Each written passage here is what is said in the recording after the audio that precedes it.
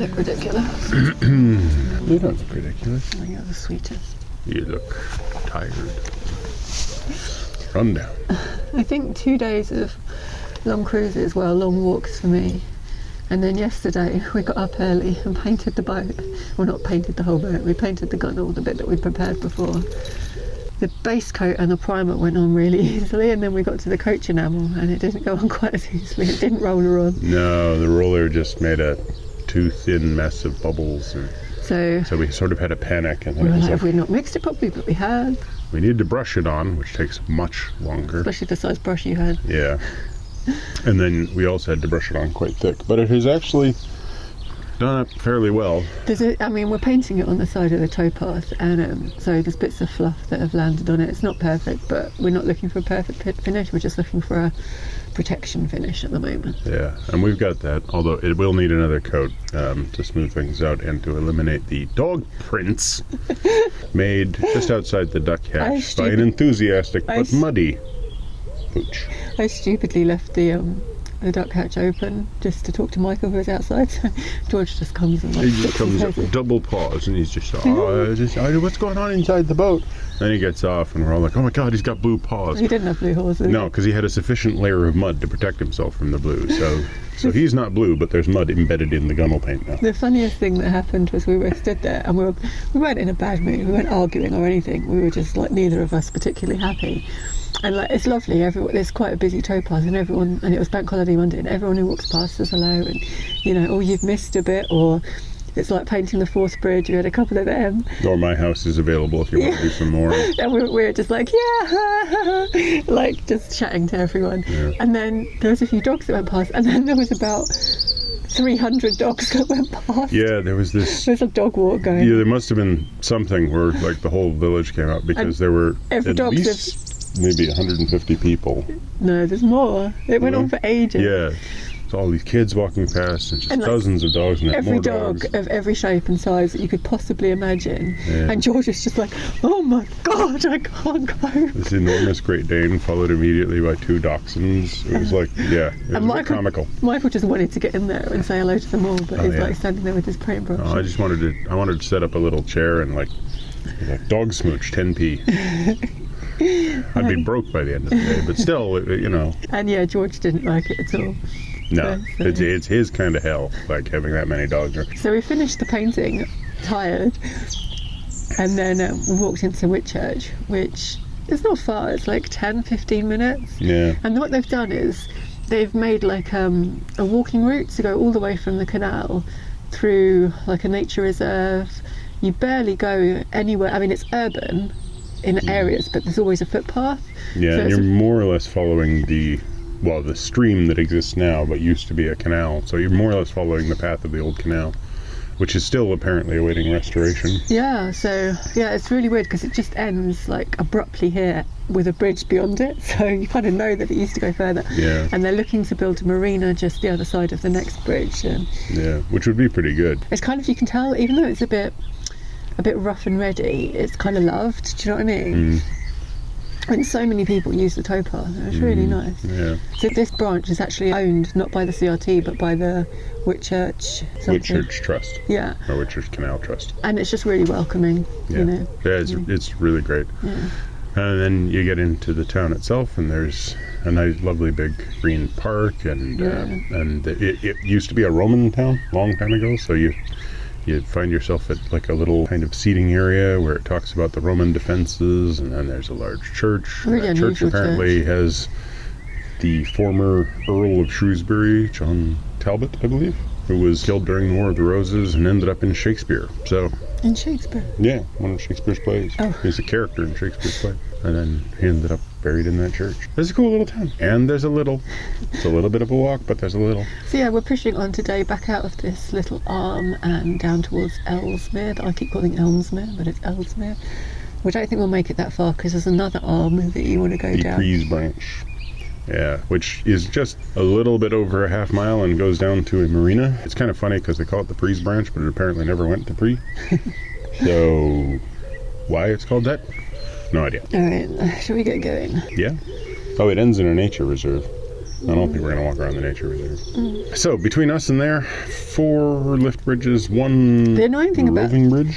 The only thing about these lift bridges, usually you just stick your key in, but these are all winding with the windlass, or the ones so far have been, so you can't carry your windlass when you walk. The hydraulic bridges. That's annoying. Oh, do you want the long windlass, by the way? So you can get more leverage on it? I don't know. Okay. All right, well, we're on our way.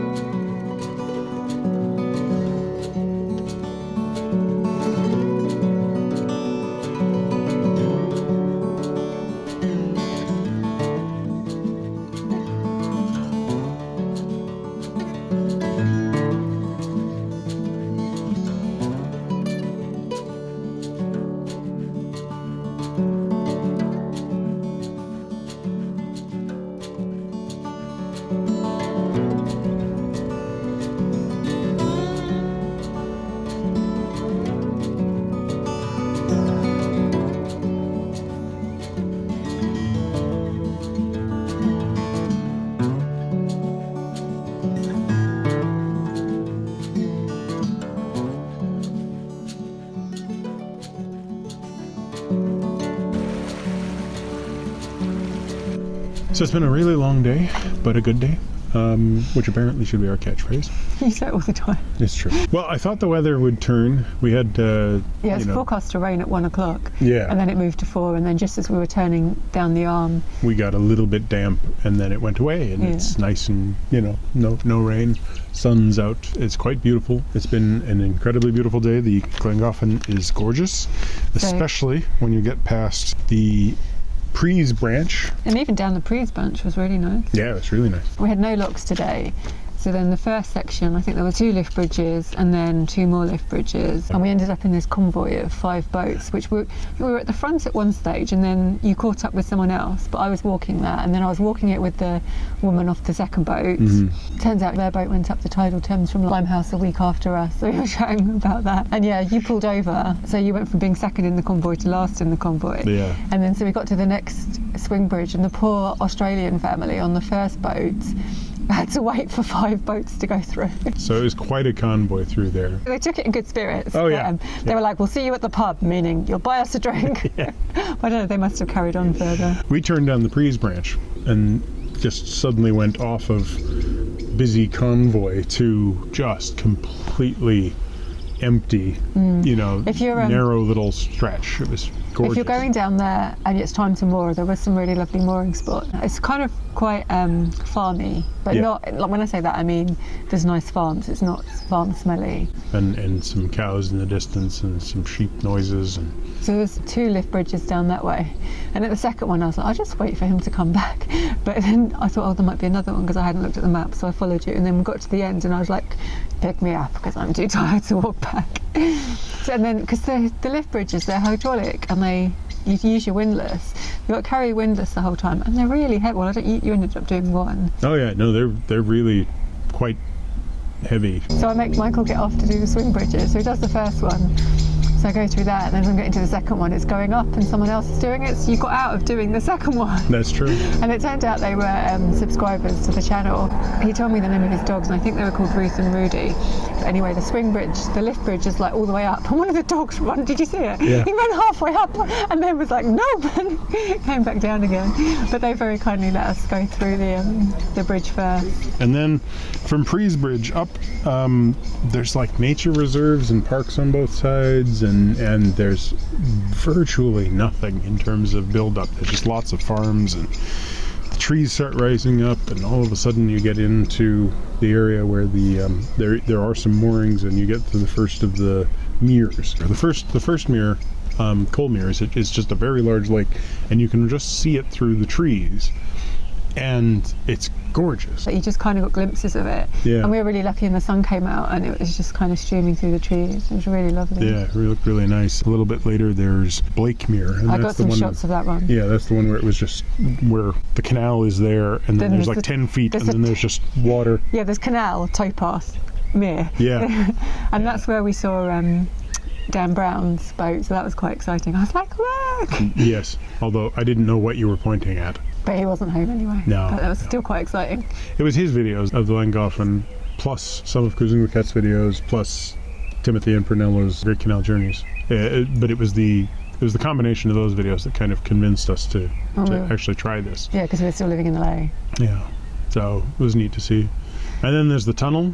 Oh yeah. Which was surprisingly dark. It's because you didn't turn the light on. I did turn the light on. No, you didn't. Yes, I did. You didn't. Well, I did. I flipped it on. Well, it didn't come on. Uh-oh. I was sitting here in pitch black. Uh-oh. Well, I'll have to check that, because I totally flipped it on. But then I was like, why is it so dark? Well, that means we might have broken our light. Yeah, that's not good. That's really funny. It was surprisingly dark. It's because the light wasn't on. Well, that explains things. Okay, well, so now I know why it was so dark in the tunnel. It was because the light wasn't on, even though the switch was in fact engaged. The breaker might be on. Yeah. I'm hoping. Okay. Yeah, hopefully it's just that. It's only 87 yards. It's not very long, and once you get into the right angle, you can see right through it. But until it's you sort of only at the last second get a view all the way through. Your bow would be in the tunnel before you saw if a boat was coming. Yeah, which was a little bit crazy. I spent the entire time trying to bounce off this wall that was beside me. You did very well. You didn't hit the wall. Yeah, I did with me. Oh, well, that's why the boat didn't know. Yeah, You hear her? that's what I'm saying. My shoulder kept bouncing off the wall. Like I was, you know, my hat was scraping along the wall, and it got wet because of the dew on the inside of the wall. Yeah, so then we arrived in Ellesmere and we turned into is it called the arm? There's just like a little turn off down a little arm, and it's pretty full, but luckily there was one space left for us. And a couple of boats have been back down since and had to turn around, so we're very lucky. And then I saw the couple from the boat that I was walking with between the swim bridges, and I just started chatting to them. But when it was raining and my hood was up, and I think they thought, who the hell are you and what the hell are you talking about? So that was a bit embarrassing. Yeah, then we moored up and got chatting to another viewer, which is really nice. And now we're here on a 72-hour mooring, which means we could potentially stay up to 4 days. And 3 nights. Yeah, 3 nights. There's a laundry in town that was prominently advertised on the side of the canal, which I gotta admit, that's a pretty good advertisement. Last laundrette within walking distance. Yeah. I'm like, okay, well, we should stop there. So I'm probably gonna walk into town for a little bit. You're gonna stay in here? Yeah, I think so. Okay, that'll be nice for you. Yeah, I feel like it. See what's around there. It's not a very old town, apparently. 18th century market town, mainly Victorian era buildings and everything. Supposed to be quite nice, but over that way is the mirror. So you can see it from the other side. Yeah, so it'd be kind of neat to walk up and take a look at things. We also found out that we need to book to go on to Montgomery, so we need to work that out. Oh yeah, and good to figure that out now, before we just sort of smashed into it. So I hope you enjoyed the video. Thanks very much for watching. If you liked it, give it a thumbs up. If you want to, leave a comment down below, and of course subscribe and hit the bell if you want notifications. Oh. So cute. Just out of shot.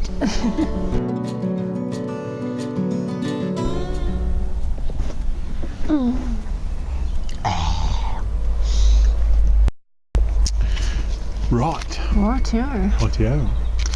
It's a good old cruise we had today. Yeah, it's been a long day. It's been a good day. We were your catchphrase. Yeah. We are being smoked here. So the recorder's been going for 2 whole minutes, and yes. We haven't said anything yet. No, but we're saying something now. And especially the one number. It's funny. The book mentions number 1 lock or number 1 bridge as being the harder one, but I found it to be the second one to be. You only did 1. No, I did 2. No, you didn't. Yeah, I did. No, you did. Maybe I'm thinking wrong. You are thinking wrong because somebody else came along and did one. Yeah, so I got. Oh, I did 1 up and then 1 down. Yeah. That's the only thing. Yeah. And honestly, wait a minute. That wasn't a heavier. No. Wall, and it got wet because of the dew on the inside of the wall. He means Jew. Sorry, the Jew on the inside of the wall. Not Jew. That's what it sounds like to me. Okay. So that's us. We made it to Ellesmere. I got you at it going. Now she's got me doing it. We made it to Ellesmere.